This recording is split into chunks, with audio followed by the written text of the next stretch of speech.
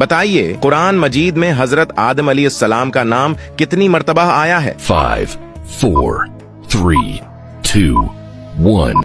सही जवाब है 25 मर्तबा। कुरान पाक में सबसे ज्यादा किस चीज के बारे में जिक्र आया है? 5, 4, 3, 2, 1. सही जवाब है तौहीद के बारे में। बताइए कुरान मजीद में हजरत नूह अलैहिस्सलाम का नाम कितनी मर्तबा आया है? 5, 4, 3, 2, 1. सही जवाब है 43 मर्तबा आया है।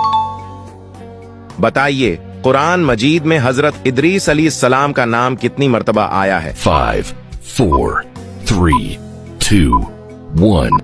सही जवाब है 2 मर्तबा।